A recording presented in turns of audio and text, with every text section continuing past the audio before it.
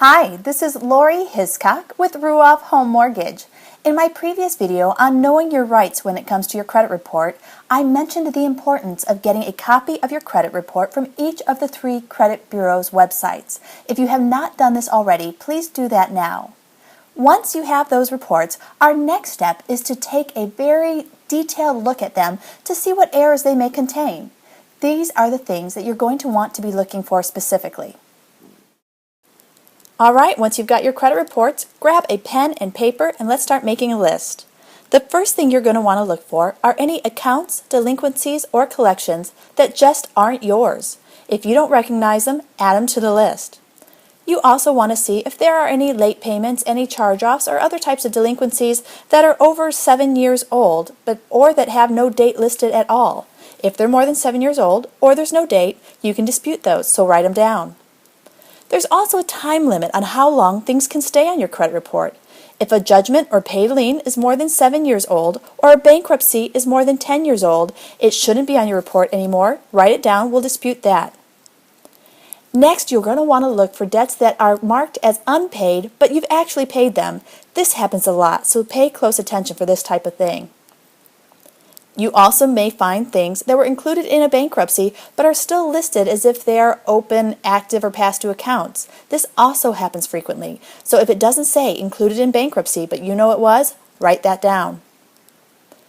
A big one is collections that are listed multiple times. One debt will be sold from one collection company to another, and many times they'll all have their listing on your report.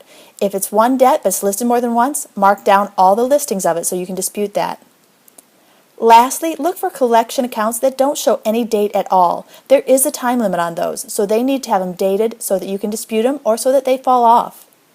Okay, now you've got your list. This is your next step. If you have any supporting documentation that supports your list, for example, if something was paid off but they're marking it as unpaid, or if something was included in a bankruptcy but they don't have it marked that way, you need to take a copy of the paid receipt, a copy of the bankruptcy papers, a copy of whatever paperwork supports what you're saying, and get it converted into an electronic format. Scan it in, whatever it takes, so that you can attach that to your dispute. You're going to want to go to the websites where you originally got your credit reports. On those websites, they will have a place where you can file a dispute.